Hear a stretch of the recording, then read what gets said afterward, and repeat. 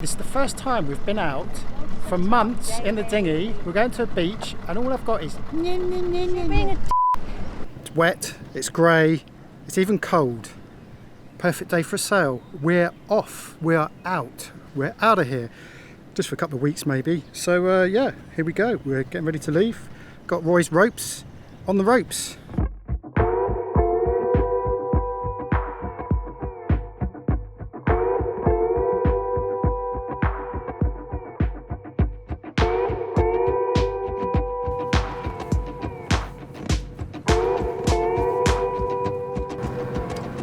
This bobbing motion feels a bit weird.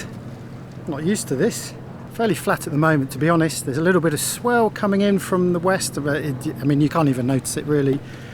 I'll be interested to see what happens when we get around the corner of Gaia. But of course, for the last few days, it's been pretty benign. So we're hoping, okay, there may not be some wind first thing in the morning, but at least the sea state will have calmed down.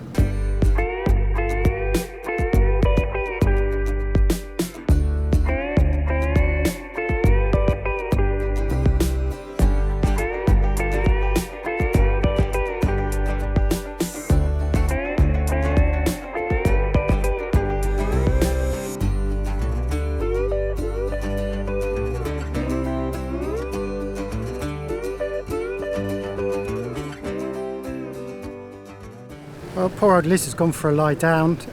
She's drunk a litre of coffee already on an empty stomach, which she doesn't normally do. She's not a big coffee drinker, but we got up early this morning. We were up at 5:30 and that was to do a live chat on Clubhouse. Some of you may have heard of it. It's potentially going to be the next big thing in social media, but without all the likes and the ego. The best way to describe it really is to think of interactive radio.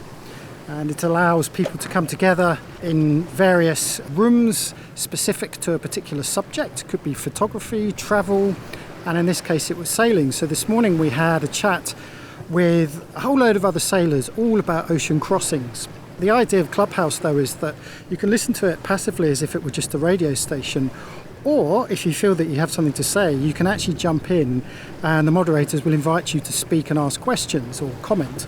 It's a really nice way of connecting with like-minded people in particular subjects and sharing information and stories.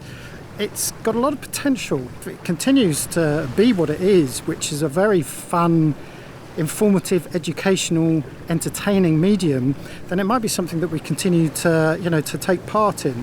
So if you can get hold of Clubhouse, then go and have a look at the Sail Club, and you should find us in there and a whole load of other yachties.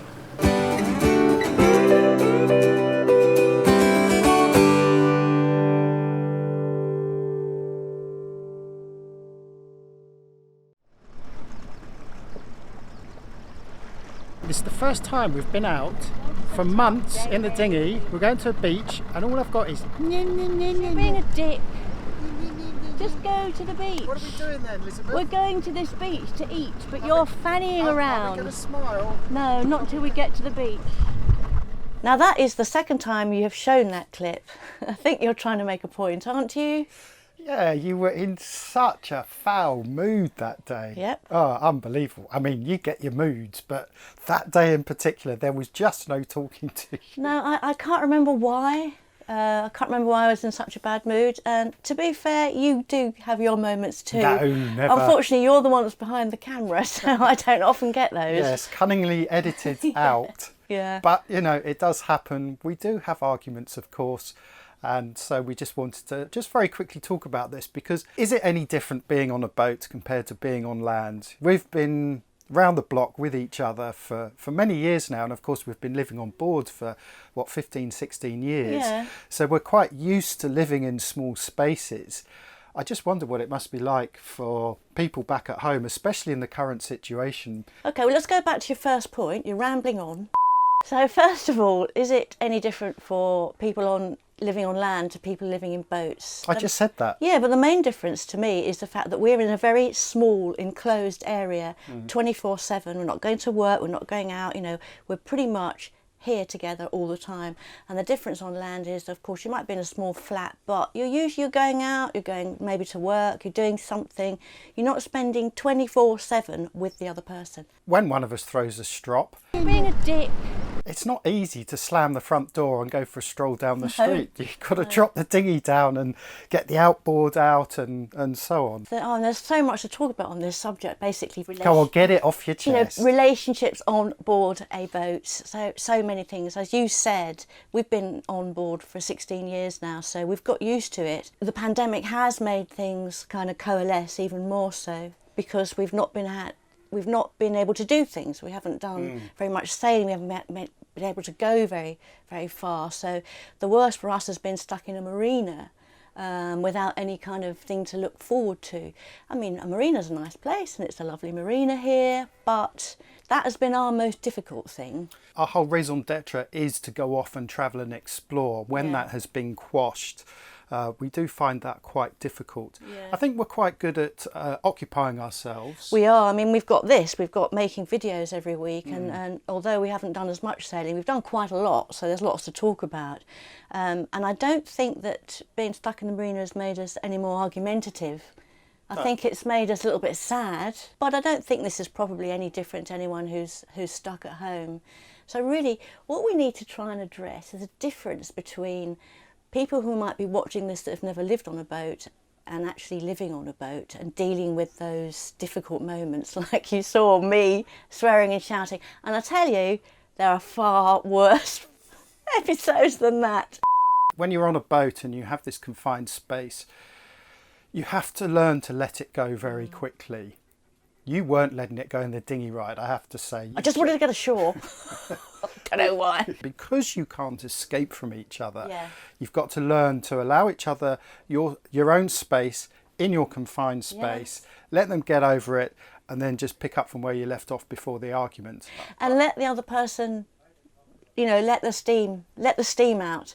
So you might tell me to f off, shut up, you stupid cow, and vice versa, and be able to do that, to get it out, but for the other one not to take it personally and to let it go instantly. Or do as I did in that clip and just wind you up, keep winding you up, niggle you and wind you up, which just makes her even more moody. Yeah. Make a joke out of it. You're good at that. Yes, but we are good at laughing about after the fact, I suppose, as well. And letting it go. I mean, I think that's the biggest takeaway from the last 16 years, is that ability to let the other person let off steam and to completely let it go, really let it go. You cannot afford to sulk on a boat. You can't have hours of not speaking to each other. You can't do any of that. It's really impossible to live a happy life if you're going to be like that. It's not just relationships with couples as well. I mean, if you're on a boat and let's say you're crewing on a boat with a whole load of strangers and you find something that someone is doing might be niggling you, rather than sitting there sulking about it, is confront them. Yeah. In a gentle way. In the most constructive way that you can. Difficult. We're turning into marriage guidance counsellors. Yeah, I know. We're the last people you want to come to for marriage guidance, that's for sure. We're known for our constant bickering, but that's our way of just letting it go, you know, so we don't hold any resentment. And if you are a couple and you know that the other one loves you and you love them, then nothing's going to stop that. So it doesn't really matter, just let it out, let it go. I don't know what we're really trying to say here, other than you were prepared to put that bickering, well, not more than bickering piece in this time, and we thought it was just worth talking about relationships really on a boat. If you have any questions, we'd be happy to answer them. If you want some marriage guidance, then put them in the comments below, and we will get back to you. Yeah. And is it any different? You know, do they really think it's different? Boats and home. Sorry, go on. I interrupted. Annoys you, doesn't it? She never interrupts. After we managed to get on the island, it was all cool. And then after that, we took a very nice kayak around one of the bays that we were anchored in. Here it is, the first beach and dinghy ride in a long, long time. And it feels bloody marvellous. There's quite a few buildings here, but I don't think any of them are used. They look like kind of half built or half falling down. Probably some kind of resort there. Wonderful looking tree that's fallen over on the beach, and we're going to have a little mini potluck. Well, before a little dip first, I think. Oh, this is a nice little spot, isn't it? It's the first time we've gone anywhere since the marina. I don't know how long that is. It feels like a year. But I think we were in there for about 6 weeks. No, maybe longer actually. Anyway, we've come out of the marina. Just a short little hop up the coast to Kota Belud. At anchor the last 2 days doing sweet all, just watching movies. We thought we'd better get off the boat today, so we've come here. Little deserted beach and a deserted and abandoned resort, which I'm going to go and have a look at. But at the moment, this lovely old tree which has fallen down is making a very, very comfortable seat for me. So I've just walked down the beach, or rather up the beach, and I guess this is what we're going to see lots of, and that is old resorts which have just been left, due of course to the current situation. This one in particular is really well established. You can see all behind me. This is a massive sea wall they've built with lots of cement and rounded pebbles. They've created some steps up off the beach, and a good 10 metres off the sea level they've got this rather established, very nice looking house. But of course there's no one here, and it's just been left to fall apart really and overgrow, which is a real shame. And I think we're going to see this not only up and down the coast but around the world. It's sad, isn't it? I think this might have been a bar or a restaurant behind me. Looks like there's a little pit, maybe there's a barbecue. It's a shame, it's such a lovely spot here. But of course there's been no tourism for over a year here because of you know what that's going on in the world. No one's allowed into Malaysia, so there's nobody here, but I understand that this was abandoned before then. You see them all over the place. Such a shame. A lot of hard work has gone into building this, and just falling into rack and ruin.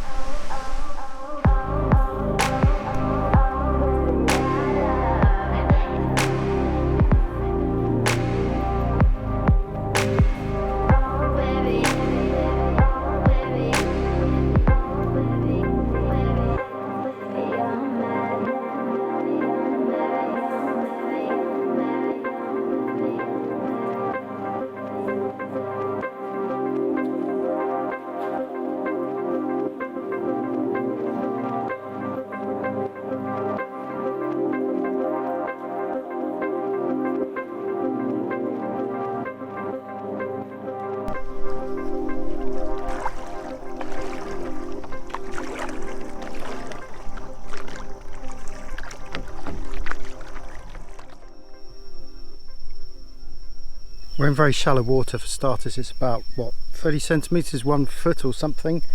And this place is populated with thousands upon thousands of jellyfish. So the smaller ones are green, and then I think as they get bigger they turn orange. And in fact Liz had seen these orange jellyfish, the adult ones, in the marina. There's one there, look, this is quite a big one. So all varying in size, but all quite small. They're not big. So I'd be interested to know if they're sort of baby jellyfish that have recently hatched, and if they're spawning or what. Now the jellyfish that Liz saw in the marina is actually very poisonous. These ones, not sure, so I think I'll be avoiding walking through the water here, even though it's very shallow.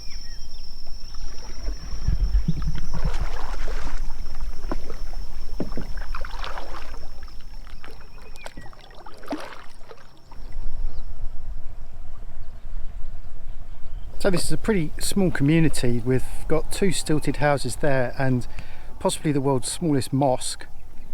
And then we've got this rather splendid rickety old house here.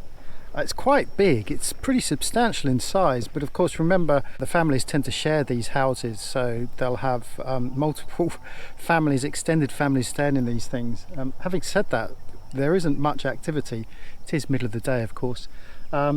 But it's amazing because it's 2 stories, well it's 1 story itself, but it's the height of 3 stories, but 2 stories of that are literally just stilts set up against the rocks.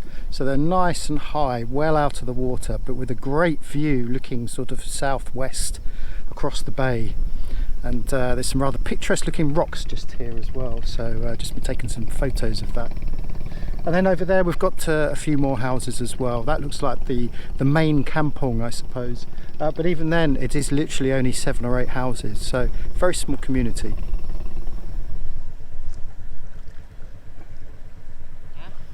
Rain coming? Yeah. He's bringing his boat in because there's quite a bit of cloud build-up. So that's one of the guys that lives in the big stilted house I was talking about. So the deal is that we've got some strong northeasterlies coming in. We're not sure, well, we know when they're going to start, supposedly tomorrow. But we're starting to get the precursor to that, which is the big cloud build-up. It's not even midday, and it's a shame because solar panels could do with a little blast of sunshine, but it's already clouding over. But of course it makes for perfect weather for kayaking because it's not too hot. There's quite a bit of weed up this end of the bay, which is a good thing actually because it encourages turtles. And I know at Big Fin round the corner where they also have weeds, they said they do get turtles coming in. They also said they had sharks. Now I don't remember which type of shark they were. We were looking for whale sharks when we were out diving yesterday because they've seen them out there. But the sharks they were getting in the bay were attracted by various creatures coming in to feed off of the weed.